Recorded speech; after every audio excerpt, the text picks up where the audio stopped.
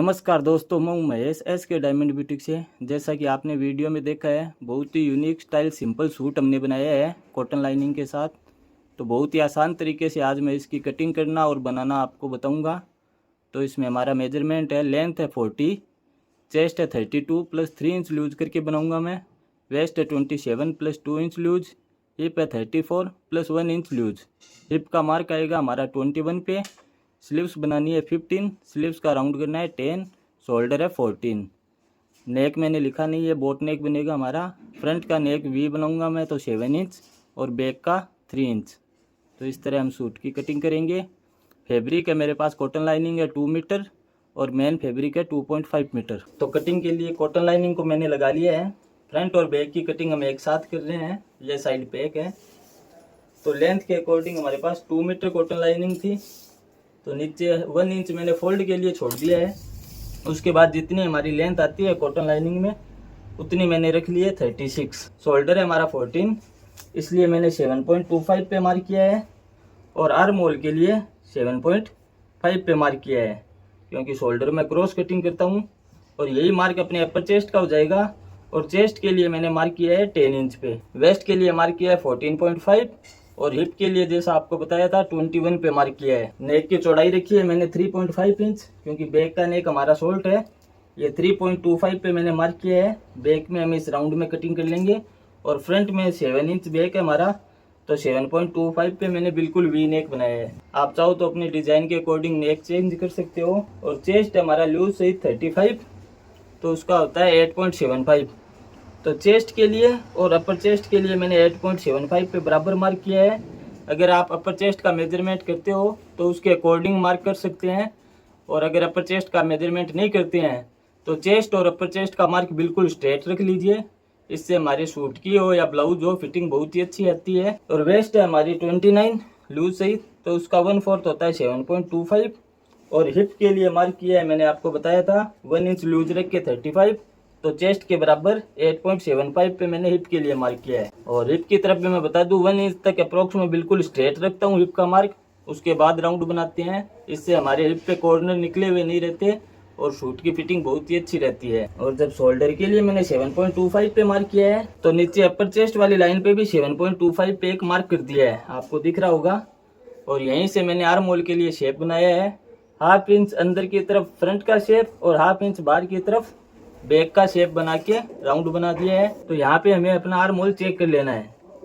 Arm hole आएगा हमारा 8 inch. तो इससे हम स्लीव्स की कटिंग करेंगे। स्लीव्स की कटिंग बिल्कुल सिंपल होगी। तो इस तरह से कॉटन लाइनिंग में हमारी कटिंग बिल्कुल सिंपल होगी। और फ्रंट में जो डिजाइन आपको दिख रही है वो हमारी मेन फैब्रिक में आएगी। तो मेन फैब्रिक में डिजाइन कटिंग करने के लिए फ्रंट की कटिंग हमें पेपर पे भी करनी होगी। तो कॉटन लाइनिंग में कटिंग करने के बाद फ्रंट की कटिंग मैं पेपर पे भी कर लूंगा। और हमें ध्यान रखना है कि पेपर में कटिंग करते वक्त जो हमारा हिप का मार्क है वहां तक हमारा पेपर कम से कम होना चाहिए।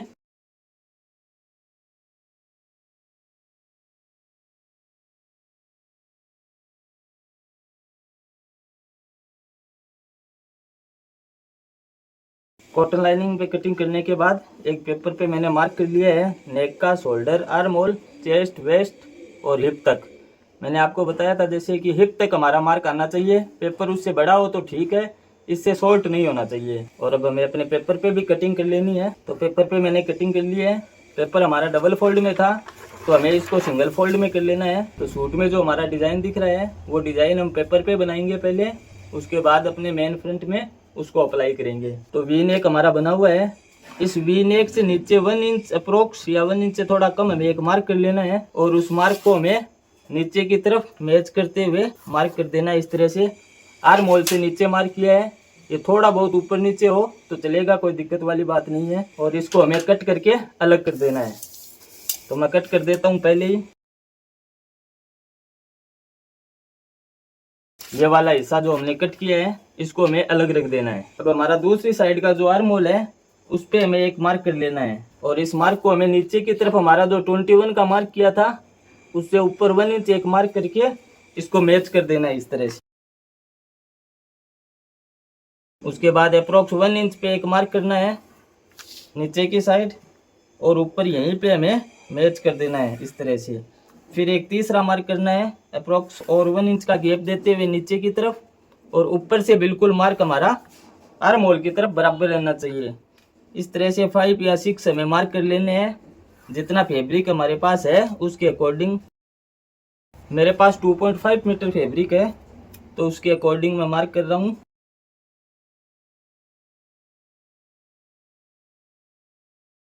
इस तरह से सारे मार्क आपको आसानी से दिख रहे होंगे। 1 2 3 4 5 6 मैंने मार्क किए हैं। ये आर्म होल की तरफ से मार्क दिख रहे हैं आपको। अब इन सभी मार्क पे हमें कट लगा लेना है और आर्म होल की तरफ लेते हुए इसको थोड़ा सा छोड़ देना है, पूरा कट नहीं करना है।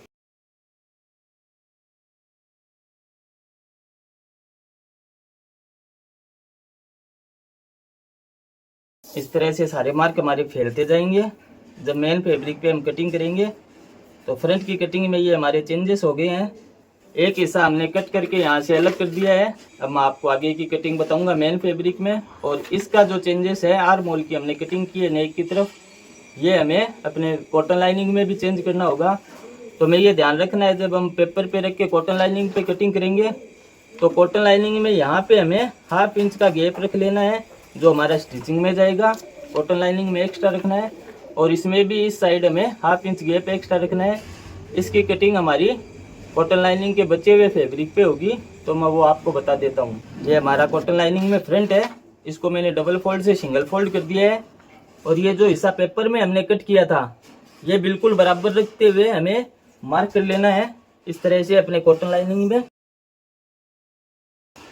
तो देखिए मार्क हमारा हो गया है। अब इस मार्क के अकॉर्डिंग हमें कटिंग करनी है अपनी कॉटन लाइनिंग में भी, और स्टिचिंग जितना मार्जिन हमें एक्स्ट्रा रख लेना है, तो वो मैं कटिंग कर देता हूँ।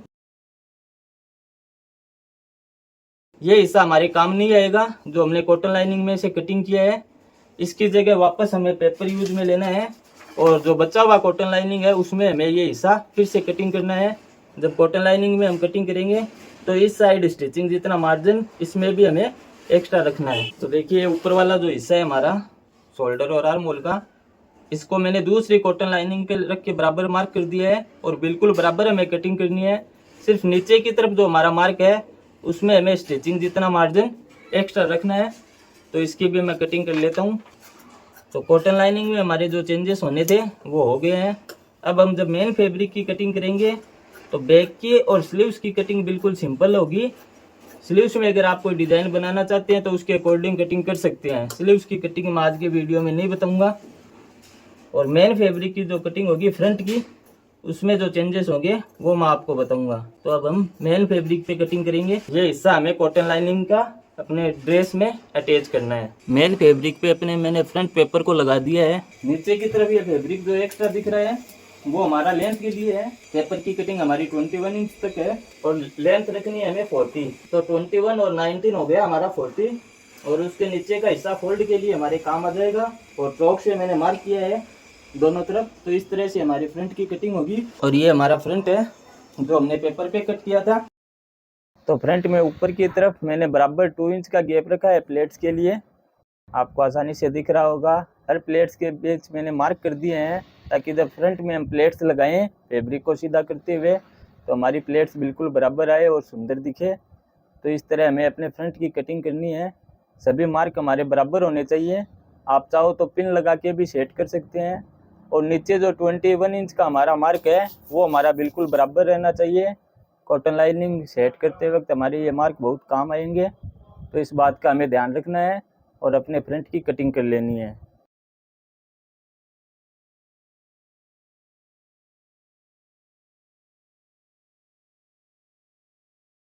ट्वेंटी 21 इंच पे जो हमने मार्क किया है दोनों तरफ, उसको हमें बिल्कुल मैच करते हुए लगा लेना है। ये हमारा बिल्कुल सही रहना चाहिए 21 पे दोनों तरफ जो हमारे मार्क है। और कॉटन लाइनिंग में हमने ऊपर का जो एक हिस्सा एक्स्ट्रा कटिंग किया था वो मुझे जो नीचे प्लाजो बनाना है उस फैब्रिक में से मैं ये हिस्सा कट करूँगा इस तरह से। लाइनिंग की फैब्रिक है मेरे पास तो सिंपल ही अच्छा लगेगा।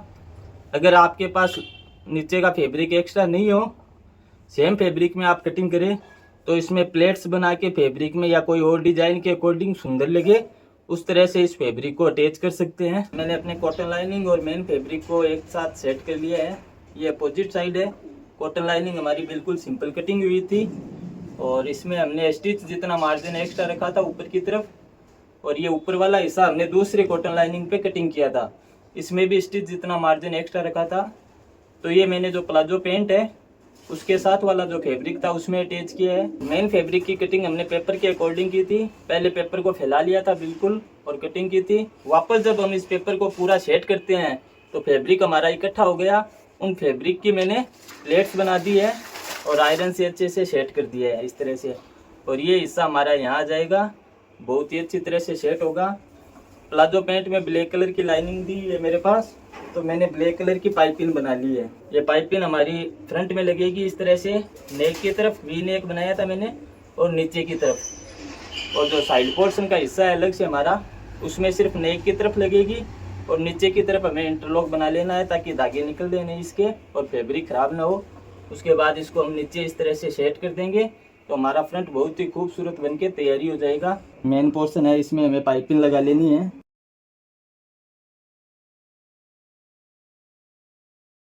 देखिए इस पे मैंने पाइपिंग लगाने के बाद 0.25 इंच की दूरी पे एक स्टिच कर दी है फिनिशिंग के साथ। इस तरह से फ्रंट हमारा तैयारी है। अब जो साइड पोर्शन था उसमें नीचे मैंने इंटरलॉक बना दिया है और नेक की साइड हमें पाइपिंग लगा लेनी है। तो पाइपिंग अपने फ्रंट के नेक में और साइड पोर्शन वाले नेक में भी लग गई है। साइड पोर्शन वाले नेक में मैंने 0.25 इंच की दूरी पे स्टिच किया है और साथ में एक टॉप स्टिच भी कर दी है। अब जो हमारा मेन फ्रंट है उसमें भी हमें टॉप स्टिच कर लेनी है और जहाँ से हमारा साइड का हिस्सा शुरू होता है वहाँ हमने जो स्टिच जितना मार्जिन रखा था वो अंदर की तरफ फोल्ड करके अपने साइड पोर्शन को फ्रंट के साथ जॉइंट कर देना है और फिनिशिंग के साथ अपने टॉप स्टिच को पूरा कर लेना है। फ्रंट हमारा बनके तैयारी हो गया है। अब हमें एक बार चेक कर लेना है, अपना जो मेन हिस्सा है उसको साइड पोर्शन की तरफ बिल्कुल बराबर रख लेना है और चेक कर लेना है। हमने स्टिचिंग जितना मार्जिन बराबर रखा था इसलिए मेरा नेक बिल्कुल बराबर आ रहा है दोनों तरफ से। अगर स्टिचिंग के मार्जिन में थोड़ा डिफरेंस रहता है तो हो सकता है साइड पोर्शन का हिस्सा थोड़ा बड़ा है शोल्डर की तरफ, तो उसको हमें कट करके बराबर कर लेना है। इस तरह से फ्रंट हमारा बिल्कुल तैयारी हो गया है। बैक बिल्कुल सिंपल है, स्लीव्स की डिज़ाइन भी मेरी सिंपल है, इसलिए ब्लैक कलर की पाइपिंग लगा के स्लीव्स भी मैंने तैयारी कर ली है। आप अगर स्लीव्स में कोई डिज़ाइन बनाते हैं तो उसके अकॉर्डिंग स्लीव्स भी तैयारी कर लीजिए। बाकी का सूट जो नॉर्मल तरीके से बनता है वैसे ही बनेगा। तो फ्रंट की डिज़ाइन मुझे उम्मीद है आपको बहुत ही अच्छी लगेगी। अस्तर लगा के जब इस तरह का हम सूट बनाते हैं तो पहना हुआ बहुत ही खूबसूरत लगता है। मुझे उम्मीद है आज का वीडियो आपको पसंद आया होगा। अगर आपको मेरा वीडियो अच्छा लगा है और आगे भी आप ऐसे वीडियो देखना चाहते हैं तो मेरे चैनल को लाइक करें, शेयर करें और सब्सक्राइब जरूर करें। अगर आप फेसबुक पे देख रहे हैं तो मेरे प्रोफाइल को फॉलो कर लीजिए। धन्यवाद।